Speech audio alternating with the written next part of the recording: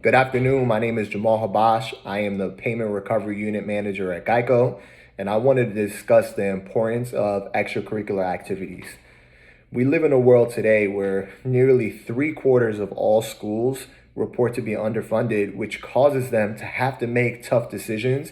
And unfortunately, the decisions that they make tend to defund extracurricular activities, which then in turn leaves the students of today with less opportunities to take advantage of the different benefits of the extracurricular activities. And what I'm going to talk through in this presentation is why that's the wrong answer in distributing funds and how that really impacts our children. So first, we're going to talk through the benefits of extracurricular activities. We'll talk through the different types of extracurricular activities because I think some people have some common misconceptions around it. We'll walk you through some statistics, the availability of these activities, as well as some solutions that we can put into place to really solve this issue that is ongoing in our country today. So first off, extracurricular activities have been proven to improve academic performance, broaden students' perspectives, improve their self-esteem, give them access to more social opportunities, improve productive breaks, as well as instill some essential life skills such as goal setting, teamwork, time management, prioritization, problem solving, analytical thinking, leadership, and public speaking. So I wanted to just pause on those behaviors right now just to really talk through how important it is for us to allow the children of today and the children of tomorrow to take advantage of those characteristics. Because when you think about what a strong leader is and the characteristics strong leaders in our country today have shown, they all have many groups of these behaviors and characteristics that have made them to be successful. And if we don't give our students access to these same behaviors, then we're just doing a disservice to our own future. And then having them in extracurricular activities also helps with just giving them increased growth potential because they can now put things on their resume. And also it gives them access to more scholarships, which helps them in higher education, which in turn would make them more successful in the future.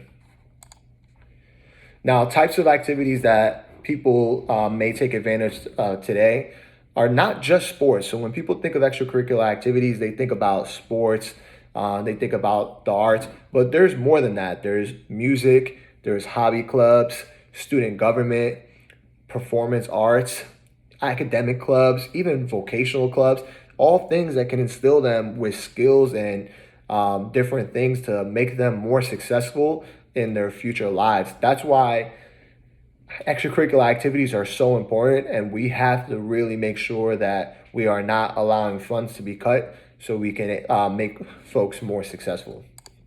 So I'm going to walk you through some statistics as what it looks like right now.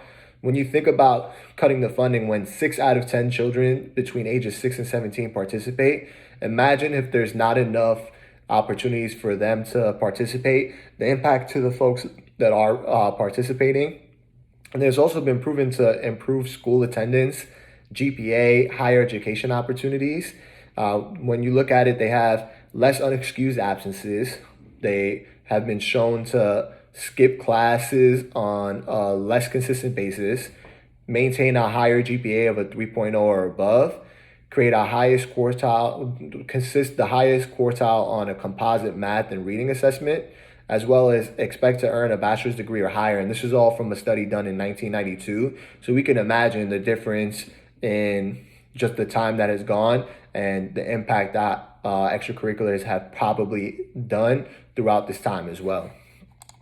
And when we look at where extracurricular activities are available, they're really not as available in public schools as well as less affluent schools that may be in lower socioeconomic areas compared to the more affluent schools.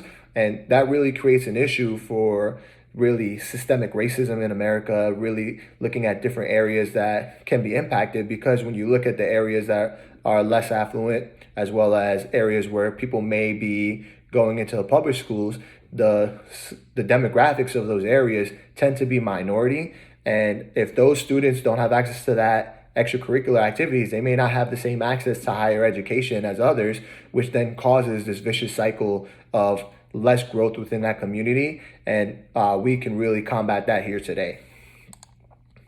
So some solutions that we can put into place to make sure that we're combating this is, one, look at the politicians that you're voting in within your specific areas and what platforms they have. If that's not on their specific platforms in extracurricular activities, contact your local politician and government and put this on their radar, because obviously they're going to listen to the constituents that are in the area and make the necessary change. Sign petitions. There's multiple petitions out there to decrease the cutting of funds in extracurricular activities and really help allocate the funds in a better place so students have the same resources and access that we had in the past. And then really tie in and make sure that your own children are taking advantage of these extracurricular activities, because as outlined throughout this entire presentation, there's just tremendous benefits for everybody to take advantage of that. So to summarize everything, extracurricular activities are very crucial to our children's future, and it is something that needs to be valued much higher than it is today. And then second, do everything that you can to really make sure that this is on the radar of those that are in positions to make decisions. So that way we're able to ensure that the funding is adequately distributed and extracurricular activities are still in America today. I just want to open it up to some questions. Thank you.